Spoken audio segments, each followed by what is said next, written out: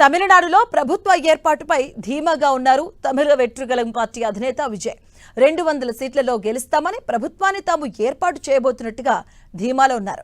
TVK తమిళనాడులో ఏ party majority సాధించకపోవడం అనే పరిస్థితి ఉండబోదని, టీవీకే 180 నుంచి 200 సీట్లు గెలుస్తుందని ఆ పార్టీ నేతలు చెబుతున్నారు. ఎన్నికల అనంతరం అన్నాడీఎంకే ఎన్డీఏతో పొత్తుకు అవకాశం లేదని స్పష్టం చేశారు. తమిళనాడు తదుపరి ముఖ్యమంత్రిగా విజయ్ విజనరీ పాలన అందించబోతున్నట్లుగా చెప్పుకొచ్చారు. విజయ్ అనేక అవాంతరాలను ఎదుర్కొని ముందుకు ప్రయాణం సాగించారని, ఇందుకు తగిన ఫలితం మే 4వ తేదీన వస్తుందన్నారు. ముఖ్యమంత్రి ఎంకే స్టాలిన్ డిఎంకే తిరిగి అధికారంలోకి రానుందని దాదాపు అన్ని ఎగ్జిట్ పోల్స్ జోష్యం చెప్పాయి. విజయ్ పార్టీ లాభపడుతుందని, అయితే భారీ విజయం సాధించే అవకాశం లేదని తేల్చి చెప్పాయి.